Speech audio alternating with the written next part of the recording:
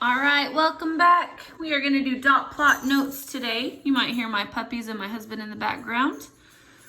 A dot plot is a graph that shows the shape and frequency of a data set on a number line. So your first blank is number on a number line.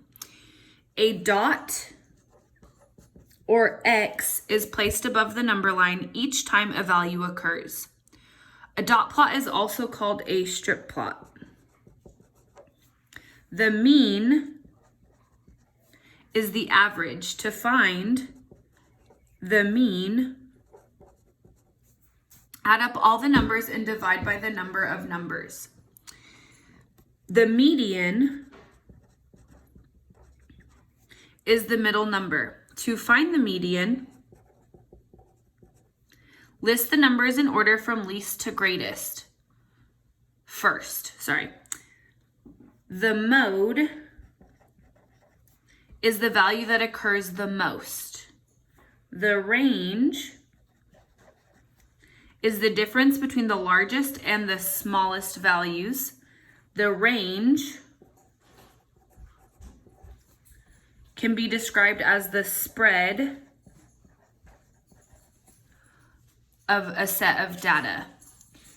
So if we look at this data and you take your pen or your pencil and you follow it or kind of draw it out and see what shape it is, because it's going in this direction, this tail, this is called a tail.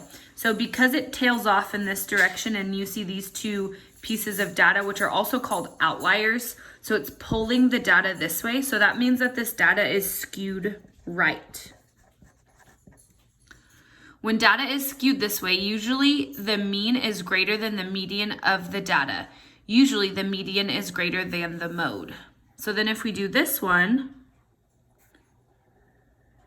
as you look at it, it's about the same on this side as it is on this side. This is what we call symmetrical. Symmetrical.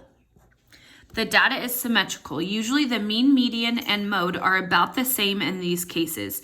The data is shaped like a bell curve. So if you look at it, it's kind of like a bell.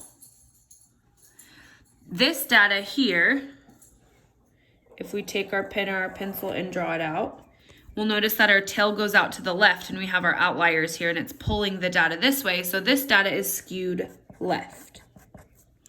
In these cases, the mean is usually less than the median. The median is less than the mode. Oops, sorry. Now let's go ahead and turn that page over. And we'll start on number 1. So the dot plot shows the number of hours students spent on social media each day. Use the data below to answer the following questions. So our spread, which is the same thing as the range, so we're going to take our largest number and our smallest number and subtract them. If this X was not here, our largest number on the number line is 6. However, if there is no data here, then that means that our largest number would be 5. But since there is an X, our largest number is 6. So we're going to go ahead and subtract it. So 6 minus 1. So our spread is 5. Our mode is the one that occurs the most. So if we look, this one has 2, this one has 6, this one has 3, 2, 1, and 1. So our mode is 2. It's the one that occurs the most. Our median, we're going to take a low and a high and mark them out one at a time until we get to the center. So low, high, low, high, low, high, low, high, low, high, low, high, low, high. And since we're only left with 1, that means that our median is 2. Our peak of the data, if we draw our shape out,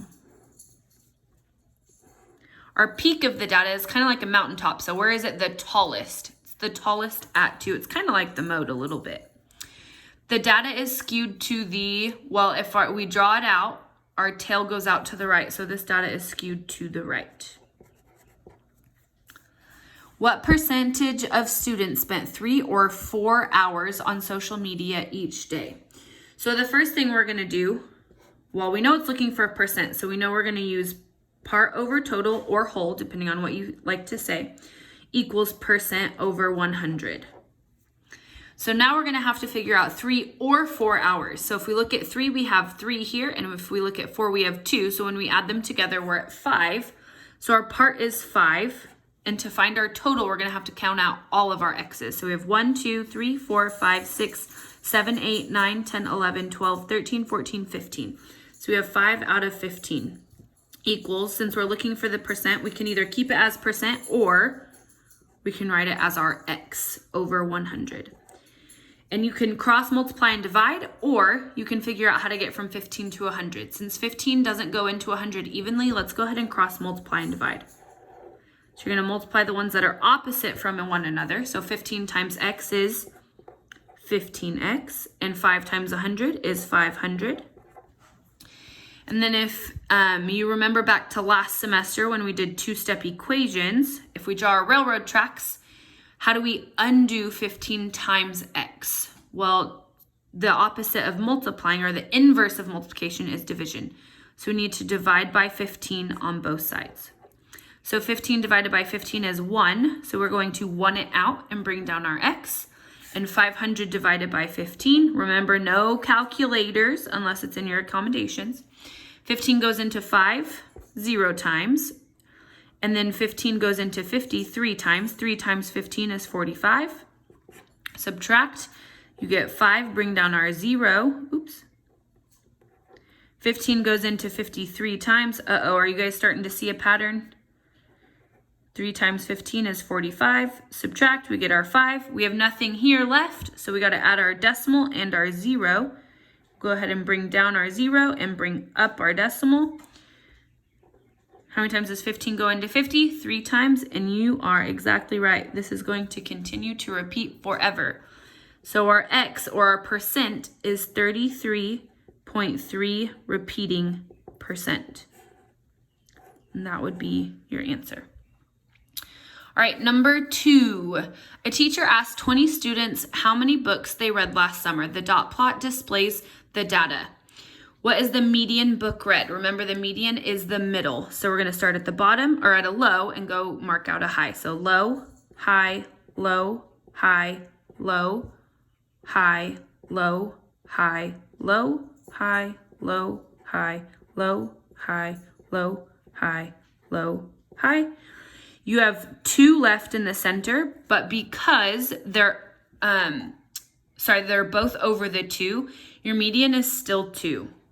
Now, usually when you have 2 left in the center, you add them up and divide by 2. And if you do that in this case, 2 plus 2 is 4. 4 divided by 2 is still 2. So since it's the same number, you don't really have to do that. But if it was 2 and 3 that it was left between, then you would, and you'd do 2 plus 3 is 5, divide by 2, and you would get 2.5. Whereas the peak of the data, so where is it the tallest, and that's at 1. What is the spread of the data? So if we, oops, I'm not very good at tracing that today. If we draw out our spread, this should look like this. That should not be there. And we draw it out, then our spread of the data, or our range, spread is the same word as range, my bad. So we're gonna take our highest point and our lowest point and subtract them. So 10 minus 0 equals 10. So our spread, or our range, is 10. And then how is the data clustered? That means we want to see what the shape is. So if we do our shape and we draw out that line, remember this was a mess up, then our data is skewed right. And then what percentage of students read less than 2 books last summer? So we're going to do it again. Part over total equals percent over 100. We're looking for percent again, so we know percent is going to be our x. If it is less than 2, are we going to include 2? You're exactly right. We are not going to include 2. 2 is not less than 2. So we have 1, 2, 3, 4, 5, 6, 7, 8, 9. So our part is 9. Our total, we're going to have to go ahead and count them all up. So we know that these 2 are 9, 10, 11, 12, 13, 14, 15, 16, 17, 18, 19, 20. Then we have x over 100. You could still cross multiply and divide. However, we know that 20 goes into 100. How many times? Nailed it, 5 times. So 20 times 5, whatever I do to the bottom, I have to do to the top. You got it. Oops, not times 45. That's the answer. Times 5, 9 times 5 is 45%. And there we have it. If you guys have any questions, don't forget to email Miss Boki, Miss Spikes Brown, or Miss Irwin. And Miss Spikes Brown is out. Don't forget to like and subscribe. Goodbye.